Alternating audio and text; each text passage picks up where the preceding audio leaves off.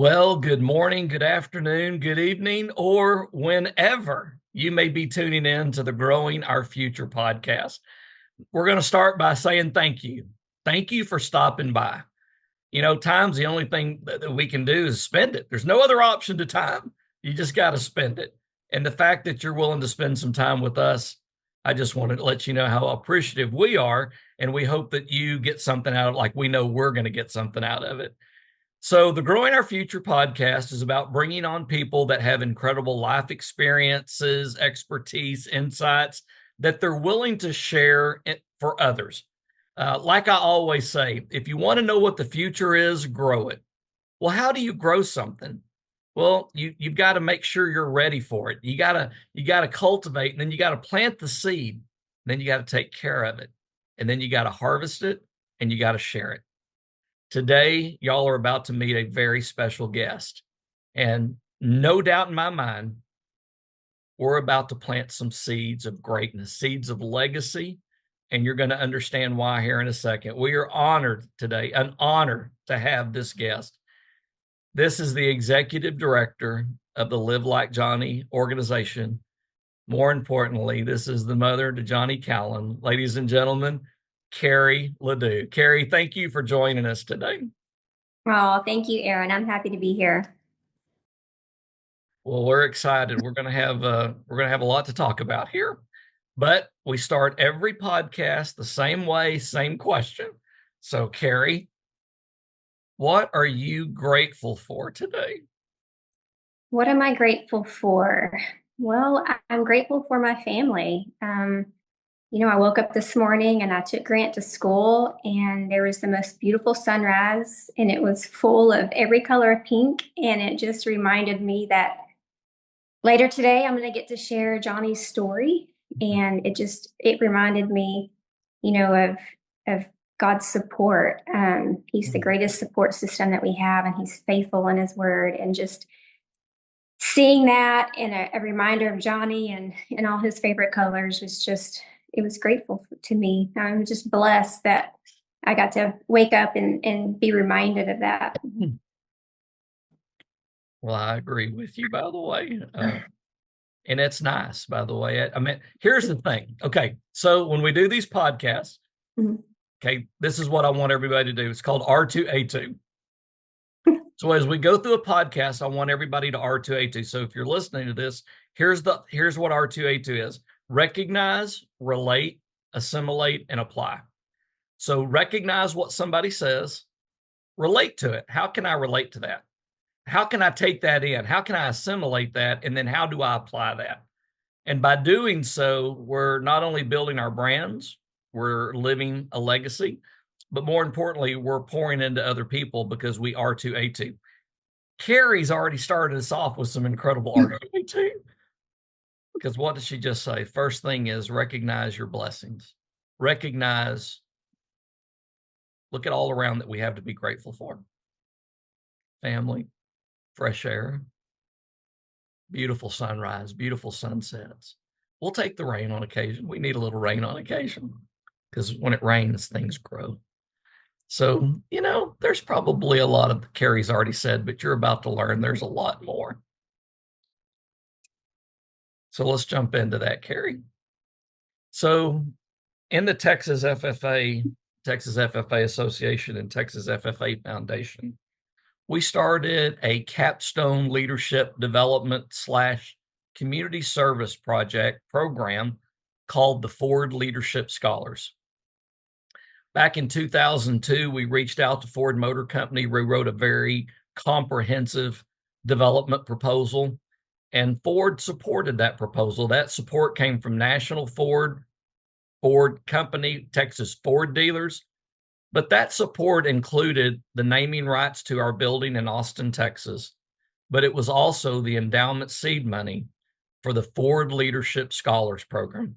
Again, a capstone leadership development program where kids apply. They have to read a book. They take tests. They go through an interview process. It is a very robust process to be chosen as a Ford Leadership Scholar. 10 students are picked across the state of Texas. And then those 10 students will execute a community service project. One of those young men, and that's how Kerri and I met, one of those young men, his name was Johnny Callan.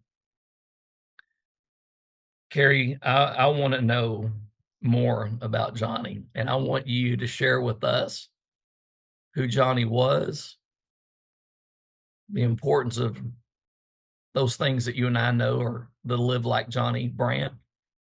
But walk us through that, Kerri. Tell us about, and you can go ahead and start off and let everybody know that those beautiful pictures behind Kerri, that is Johnny. Such an incredible young man. And unfortunately, he's not here with us anymore. But Kerri, tell us about Johnny. Tell us about how we came to this spot today. Well, first of all, we came to this spot with him being a Ford Leadership Scholar, I think, because of who he was as far as his intelligence and how involved he was in the FFA. He found his passion in the FFA at the young age. I guess he was in the 7th or 8th grade. But when he was young, I mean, I knew how intelligent he was because he would tear things apart and rebuild them, and he would design things. He built a Jacob's ladder. So I could tell he was very, very smart. But to me, he was a light.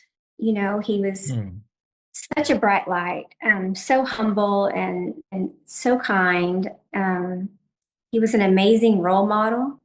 And there's so many things that I didn't even know about Johnny until after he passed. And I think it's just because he was so humble that he never shared all the things he did for others. He just did it because that's who he was. I don't even know if he truly realized the impact he made on other people's lives. I don't even think he realized it. That's just who he was. He, he helped kids at the fair barn with their animals. He helped kids with homework. He always sat with the kids who were sitting alone because he wanted them to feel like they had friends or just someone they could lean on. Give him something, just even the smallest thing. He would be so grateful, like you'd just given him $1 million. He was just always so thankful. But he always knew, like, when someone needed, the light, like he could tell when I was in a bad mood, and he would come and joke around with me or try to brighten my day. And that's just who he was. He wanted to reach out and make other people happy. That was his personality.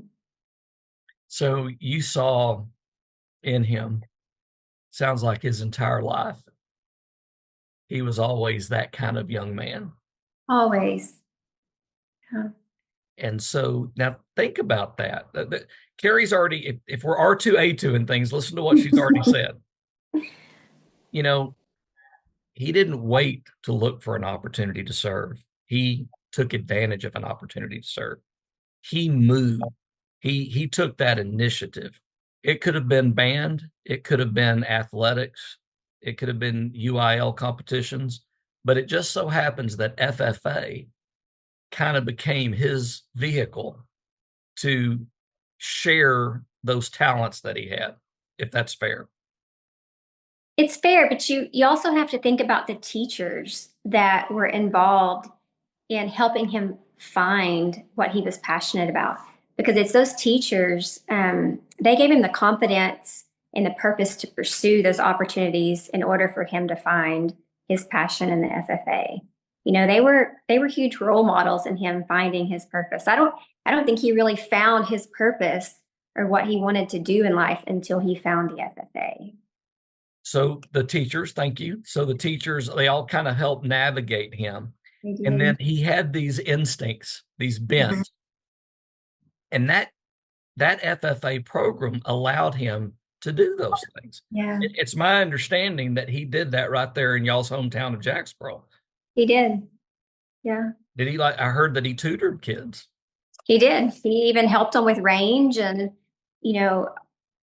I don't even know the name of it, but all the grasses and everything that, all the competitions that he did, he helped other kids get to where they needed to be. And it wasn't even about them beating him. He didn't care. He just wanted to help them be the best that they could too, even if they beat him, you know?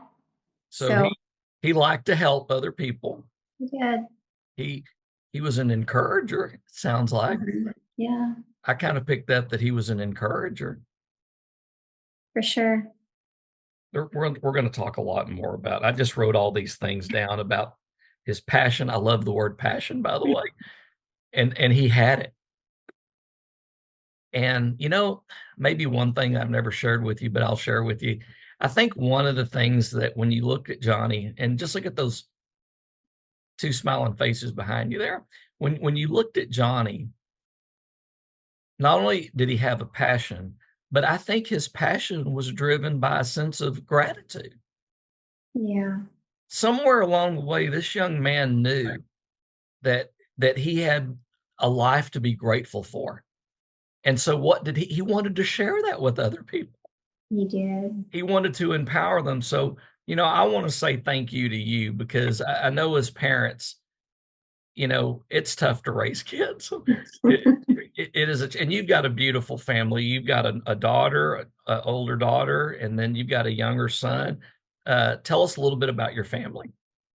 Well, the greatest gift to me, and honestly, my purpose in life is being a mom. I mean, that has been the greatest gift and my purpose in life. And my daughter Alexis, she is 24 and she's a dental hygienist and thriving out in Decatur, Texas. And then we have Grant, who is 10, and I truly feel that God gifted us Grant because Grant was around a year old when Johnny died. And if it weren't for Grant and Alexis, I don't know if I would have had as much joy after John passed, because it's a very traumatic thing to happen to you, to lose a child. It's probably one of the hardest things a parent can go through, is losing a child. And Grant was at the age where he was just so young and so happy that he kept us smiling and he kept us going.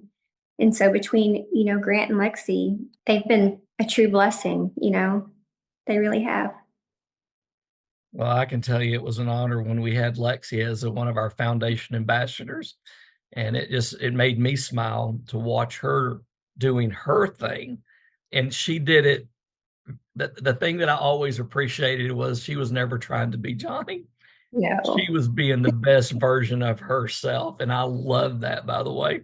And it's been an honor to watch all of your kids growing up. And y'all are doing a great job, by the way. I just want to say thank you for the fact that I believe a little bit of who Johnny was, somebody planted some of those seeds in his life.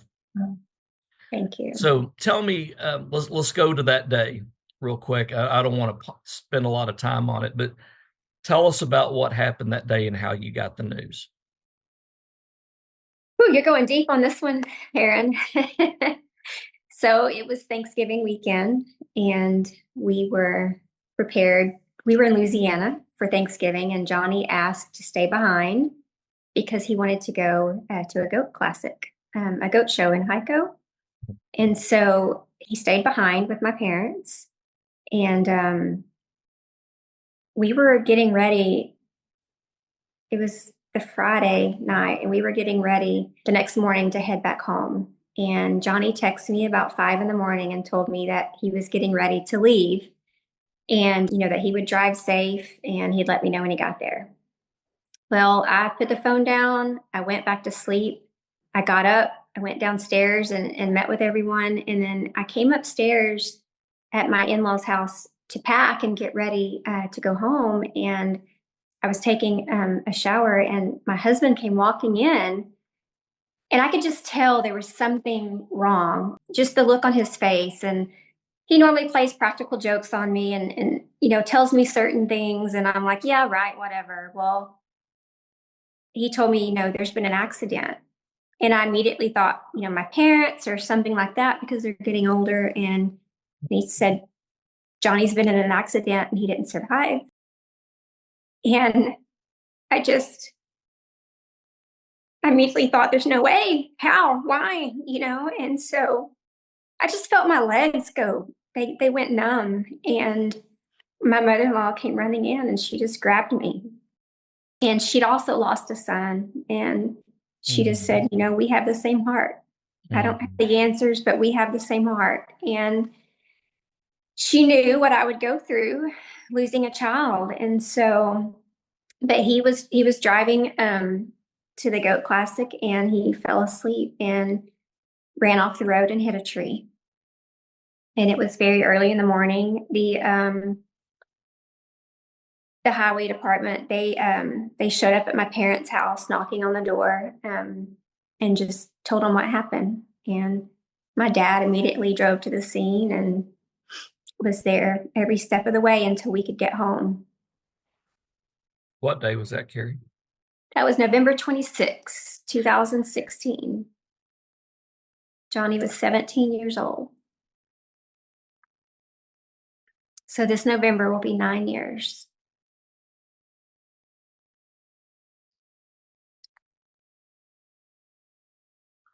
So,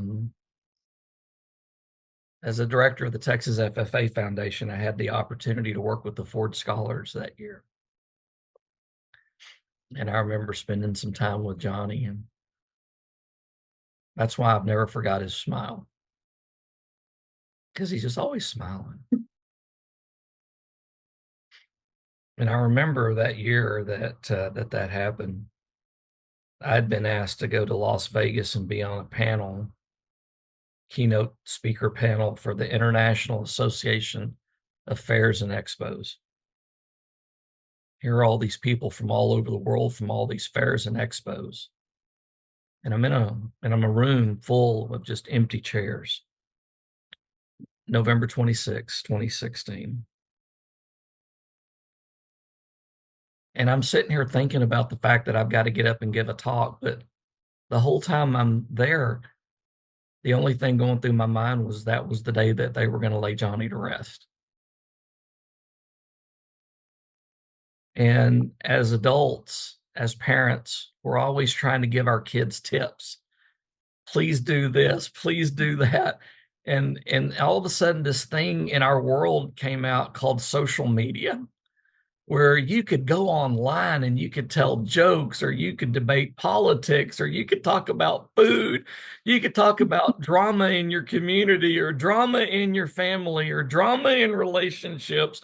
You've got this incredible platform where you could say anything you want to say.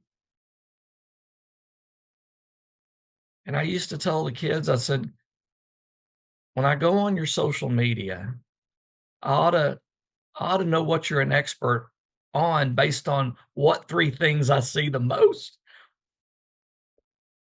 And I just remember when I would scroll through Johnny's social media, Snapchat, Instagram, Facebook. Those were the early ones. He'd have been a Twitter guy. I mean, he'd have been a TikTok guy now if it had been around. But every time you logged in and you saw Johnny Callan and you saw his voice and you saw what he was promoting, he was always promoting FFA, agriculture, leadership, and his family. Everything he posted about had one of those elements, and it was consistent. And I'll never forget that day. I will never forget that day. I said, at 17 years old, Johnny Callan lived his brand. He lived his brand. When you tuned in to see what he was doing, that was his brand: agriculture, youth, leadership, and family. And to this day, people that know me on social media, that's my handle, is live your brand. And I tell people, I take no credit for it. I take no credit for it. All I've tried to do is encourage kids to do it, but Johnny did it. And because Johnny did, now we get to point to Johnny and say, here's an example. Live like Johnny. Live your brand.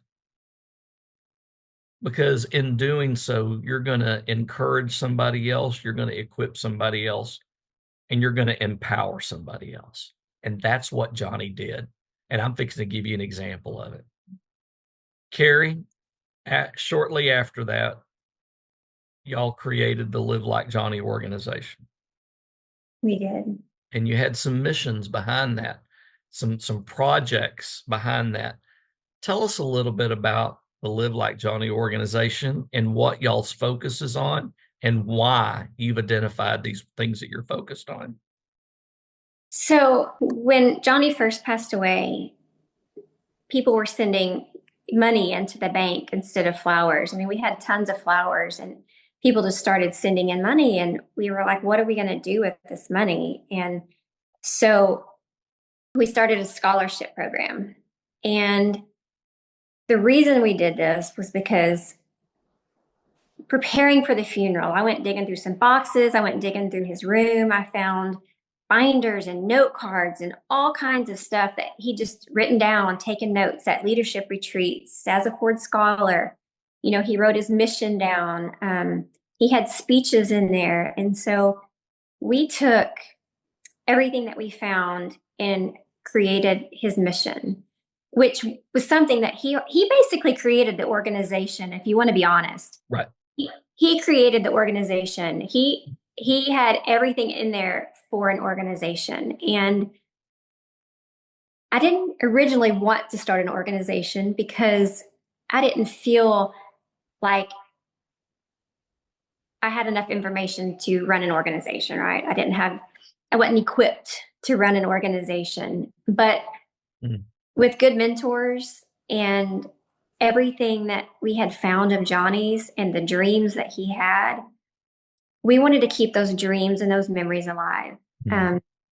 Johnny, one of his mission statements said that he found his purpose, his passion, and what he wished to pursue. And he wanted to end his FFA career knowing that he had left a meaningful impact on someone's life.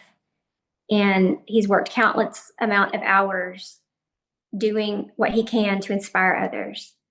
And so that's what we want to do with the organization. You know, we want to leave a meaningful impact in the lives of others. We want to change lives and make a difference and do everything that he wanted to do. If he were still here, he would be doing more than what we're doing now, honestly. But we give out scholarships to help kids who are lower income and who need the most support. We also have a jacket program. And the reason we have the jacket program, it's when Johnny went on a leadership retreat, he used some of his money that he wasn't supposed to spend purchasing FFA jackets for two girls that couldn't afford them.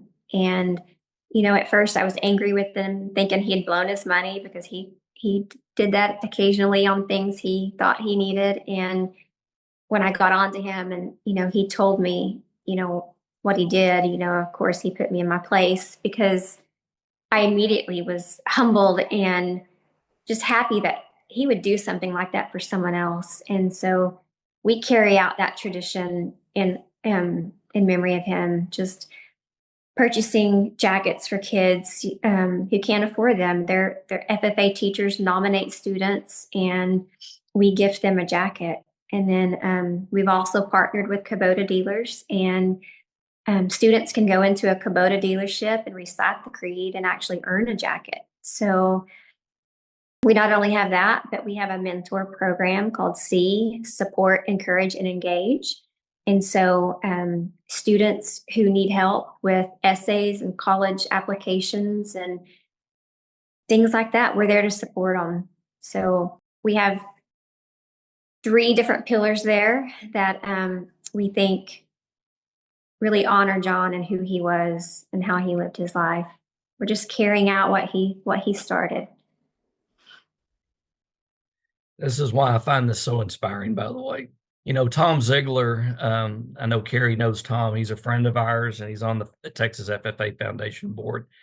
His father was the late Zig Ziglar, great motivational speaker and encourager.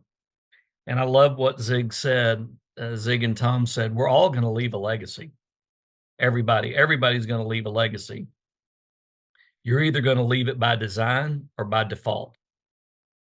And they want us to leave a legacy by design. And when I think of Johnny, I can tell you, I don't think Johnny really realized at 17 that he was living such an incredible legacy already. The fact that he was tutoring younger kids, encouraging other kids, telling other kids, let me get you in that FFA jacket. Let me tell you what that jacket's done for me. Let me get you in there so it can do that for you. Let me mentor you. Let me, when I think at 17 years old that he was doing that, that's why I tell people this world would be a lot better off if we could all just live a little more like Johnny. If we could just live like Johnny, to be that encourager, to be that mentor, to be that person that opens those tries to get people into those doors of opportunity. That is why personally, and I guess we should go ahead and divulge, I'm a board member of the Live Like Johnny organization, and I am so proud to be a board member. I am honored. I don't look at I know I've got a fiduciary responsibility, and that is my job as a board member. But I'm going to tell you something, as a human being, I'm more driven by the fact that I get to participate in Johnny's legacy. I get a chance to encourage another kid, to help another kid get into a jacket, to help another kid be mentored. Not because what we're doing, but because that's what Johnny did. Yeah. To me, that is energizing. In the foundation ambassador program, I know Lexi probably told you, we got a couple of quotes. One of them is, when your values are clear, your choices are easy. When your values are clear, your choices are easy. And the other one is the essence of leadership. The essence of leadership is to plant trees under whose shade you may never sit. And when I think of Johnny's legacy, and I think about the words of encouragement for kids that might not get a lot of words of encouragement, when I think that there's a kid that may get in that FFA jacket, and inside that jacket, they're going to find a note, which I want you to talk about. They might find a note from Johnny. Yeah. They're going to find a patch. And that jacket may one day end up in a grandparent's closet. And their grandkids may come in and say, what's this? Oh, what's this patch in here? Mm-hmm. And that person's going to get to talk about Johnny Callan. That's a legacy.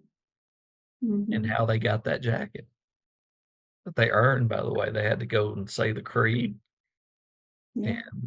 And, somebody believed in them enough to say, hey, we think that if we can get you in this jacket, another thing that I wish, Johnny, I could talk to you right now, because I would tell you this. As adults, this is our job. Our job as adults are to create opportunities. That's our job. Students, your responsibility is to determine the outcome. Johnny was going to encourage you. Johnny was going to empower you. Johnny was going to equip you. But you're not entitled to success. No. The other thing that I know that Johnny did that I want to talk about is I know that he worked hard. And the reason I know he worked hard is because of every story I've ever heard about him and his dedication to goat showing. Is that not true? Was he a hard worker? He was. He was out there every day walking his goats and putting them on the treadmill, setting them up, showing other kids around there how to set up their goats. And, he worked very hard. Everything he ever did, he worked hard. He had a very good work ethic. He really did. I hope the kids and I hope all the students who are listening to this podcast will hear all this. I've not heard one thing yet that Johnny was handed. Everything I've heard is that Johnny looked for a way to serve. He looked for a way to encourage. And he knew that to accomplish all of these things, it required hard work. One more thing that I know about Johnny is he thought big. And everybody knows me knows that's another one of my big sayings. Think big. If you can't think big, you can't inspire big. If you can't think big, the people in your care can never be big. You've got to be able to think big to get others to think big. Part of the Ford Leadership Scholars Program is you have to execute a community service project. Kerri, tell me, what did Johnny Callan do for the community of Jacksboro? Well, he designed and raised the funds for and built a community dock at our lake here in Jacksboro. So he raised more funds than were needed. He used straws to actually design the dock. In our kitchen, he hot glued straws together and built the dock exactly how he wanted it. And he met with a designer, and there's different businessmen in the community who had built docks or had docks on their property. And he went and met with all of them, and he met with several different people here in town, commissioners, the city of Jacksboro, and helped raise those funds. And he designed it, raised the funds, ordered all the material, and then a week later is when he passed away. So the community came together because the materials were delivered, the design was ready, the money was there, and the community came together and they built the dock that he had designed. It was pretty cool. Where's that dock at? Tell us. So if anybody's ever listening, if you're ever passing through Jacksboro, you need to stop. Seriously, you need to stop. You need to go see this beautiful, beautiful dock. You need to see the dedicated plaque that they put there for Johnny. But Kerri, where's that dock located? So we have a lake here in Jacksboro out on Highway 59. So just outside of Jacksboro off of 199, you can go north on Highway 59, and it's just a couple miles out there on that road. And I also want to say this about the day that dock was dedicated. Johnny had a mentor for this project. And there was something that he wanted to go along with this dock, if I recall. Is that right, Kerri? He wanted a fireworks show. And I was like, no, I mean, he was wanting to cook food for the community, have a fireworks show. I was like, John, it's going to cost money. It's too much. We don't need to do all of that. And we did. We had the best fireworks show at the dock when we once it was built. We had a dedication, and at the end of it, we had a big fireworks show, and it was beautiful and a lot of pinks. He would have been proud. By the way, Kerri keeps saying the word pink. I want to correct her on that. It's funny that you say that because I'm always correcting everyone else.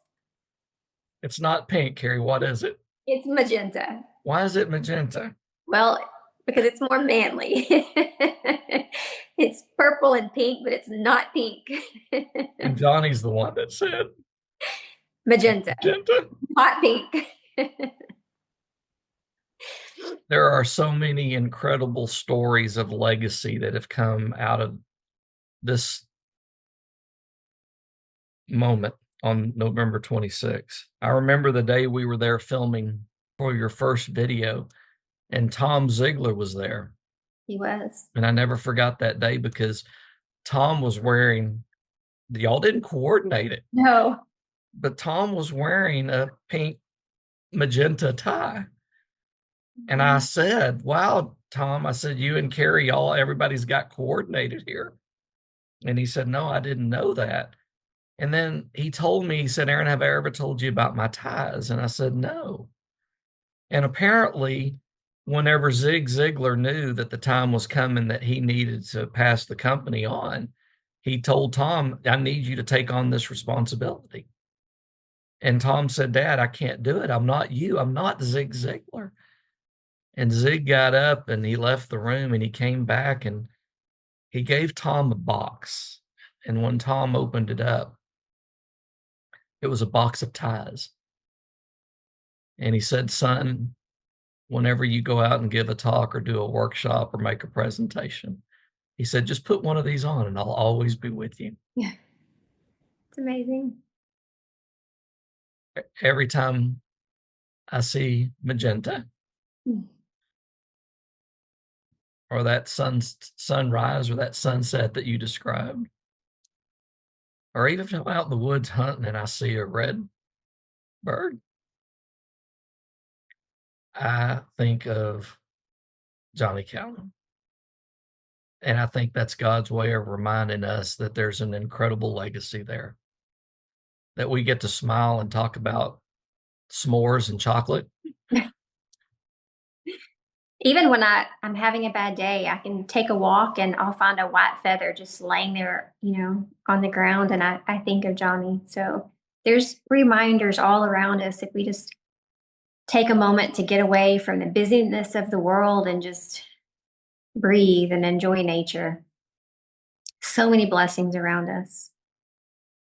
On Friday, this episode will air before the event that I'm about to tell everybody about. On Friday, October 3rd, there will be a third annual clay shoot to benefit the Live Like Johnny organization.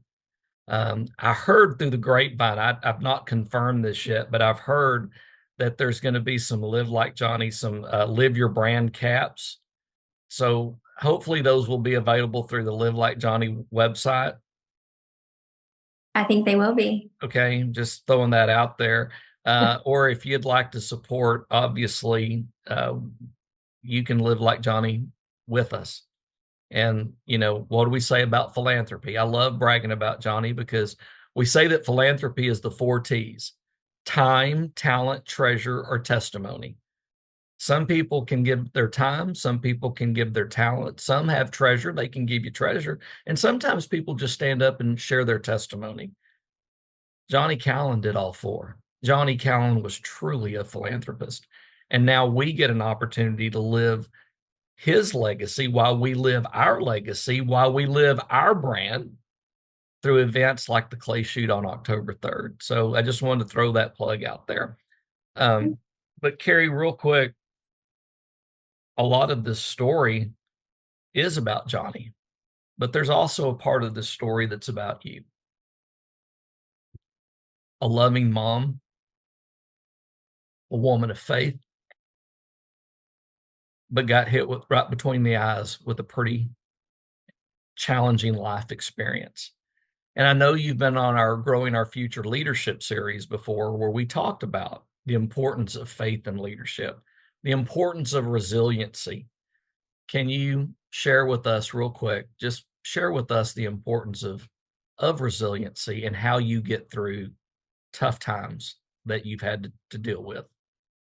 Well, we all get a choice of how we react to the circumstances in our lives. And my life hasn't been perfect. I've had a lot of things, bad choices. It just hasn't been easy. And I learned to rely on God. And I think all of the things that have happened to me in my life, whether random things or from my own choices, it's built my relationship with God to be able to endure the pain of losing a child. And I honestly feel that God has been with me the entire time. I mean, he's given me signs, he's given me strength, he's given me peace and joy when I didn't think I would be able to have it. So it's honestly my faith that's gotten me through it. Without my faith and my prayer life, I don't think I would have been able to survive the pain of a tragedy like that.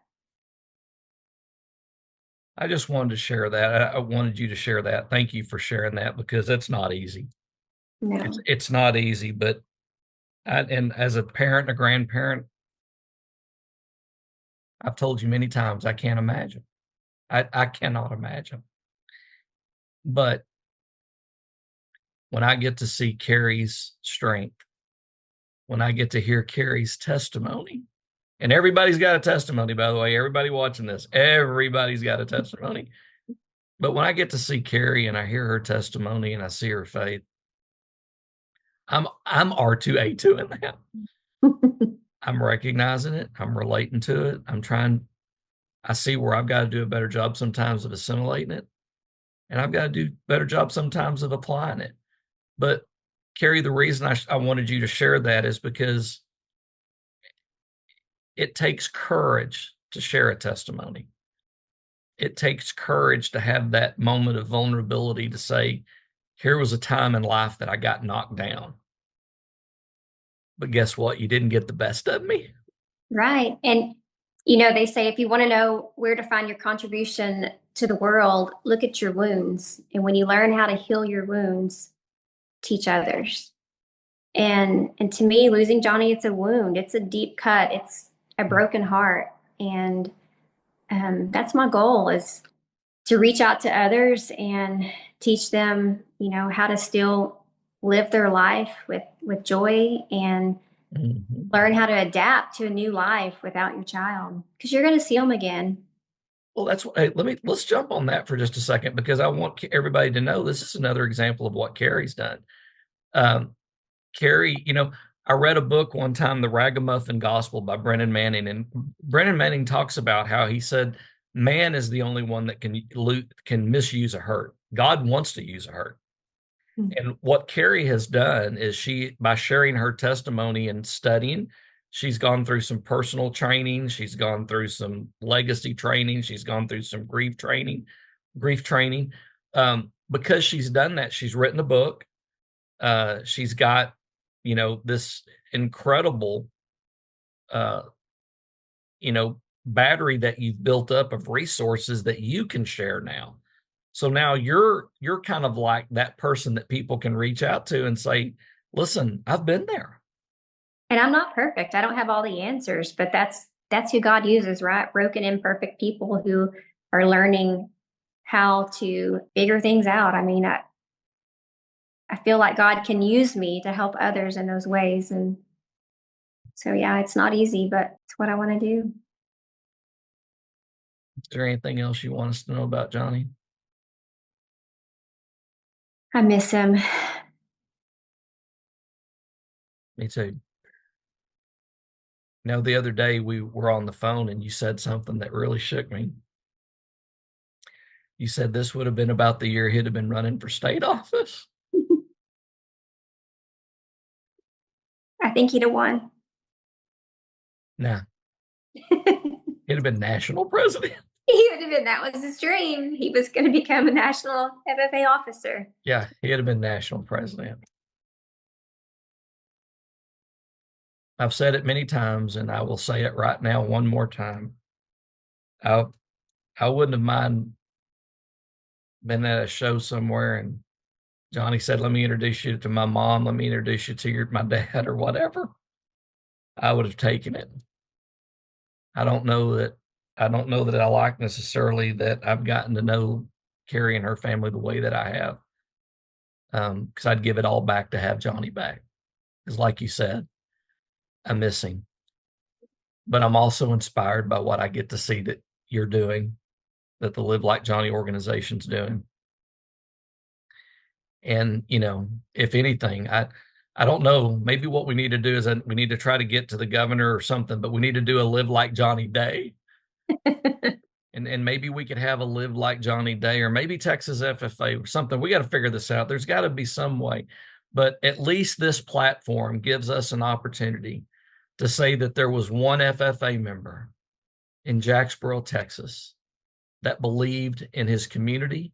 He believed in agriculture. He believed in FFA. He believed that if he lent himself and poured a little bit of himself and a little bit of his time into others, that he could make a positive difference. And I would tell you that he has, and that he will continue to do so. Kerri, thank you for joining us today. Well, thank you, Aaron. And I hope that we're able to capture this one moment to share the incredible story of Johnny and what he meant and what he did, and the fact that we've got things that are ongoing to keep that legacy going. And by the way, it's just like being a Ford scholar. Mitchell Dell and I talk about this all the time, who was with Ford Motor Company and helped us with the program. You don't have to be a Ford scholar to be a Ford scholar. Anybody that hears this podcast could go back and do a community service project.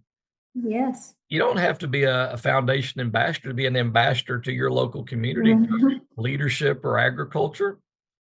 but I'm glad we have these programs, and I'm glad that we have Live Like Johnny to share with others what it means when we say live like Johnny, because that's pretty good. Yeah. All right, Kerri. So I'm going to ask you one last question, fun question. And I might even ask this twofold just to see if you know. Oh. So everybody gets a fun question at the end. So I'll ask you personally first. What's the best concert you've ever been to? Oh, the best. So my first concert was Clay Walker. I was probably 17. But the best concert? Mhm. Okay, so my husband and I bought a new vehicle.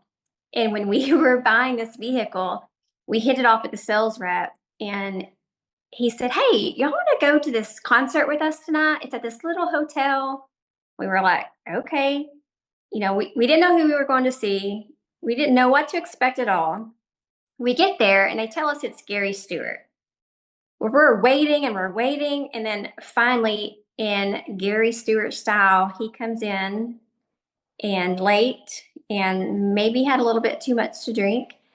But there were only 15 to 20 people in that room. And he sang to us for hours Wow. and sat with us, visited with us. He signed autographs on my back. He kept kissing me on the cheek. It was just so fun because you got to really know who Gary Stewart was. It was Mm. just a lot of fun. Yeah. I've never had an experience quite like that. I've always been to, you know, concerts that were really big and, Oh, yeah. got to meet the singer, but this was Yeah. this was very intimate and personal, and it Right. was fun. Yeah. Yeah.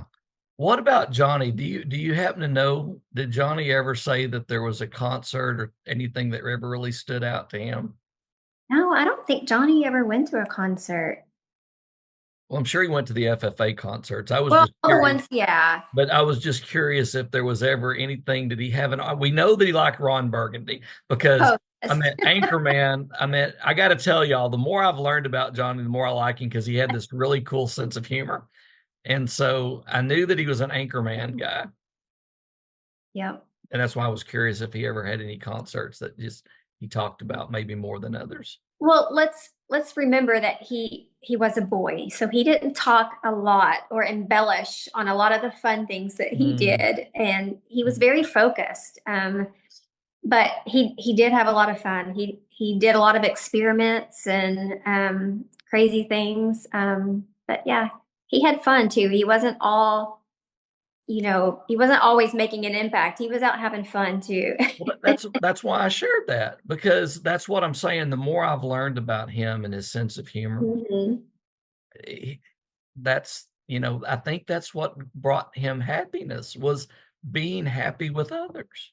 That's what drew people to him too, was Mm. his personality. He was always cracking jokes and falling down to make people laugh. He wanted to make people happy, so he was just a jokester. So one of the things about the reason I like to ask the question about concerts Mhm. is because concerts are made up of music, they're made up of lyrics, and they're made up of memories. Johnny gave us a lot of beautiful music, He did. and we get to play it on heartstrings, and we get to share it with others. Thank you for joining us today, Kerri. Again, ladies and gentlemen, thank you for stopping by. Um, I hope, if anything, everybody that watches this podcast walks away and says, I want I want to live a little bit more like Johnny. If this young man could have this impact, imagine what it would be like if everybody that watched this podcast went out and did the same thing. Oh my gosh, what an incredible and beautiful legacy that would be. Wouldn't the world be a better place if everyone lived like Johnny? It would be. It would be so good. We'd be laughing, we'd be smiling, we'd be encouraging. Anyway. All right, until we meet again, everybody go out, do something great for somebody else. Heck, if anything, after this podcast, go live like Johnny. Kerri, thanks again for joining us. Thank you, Aaron.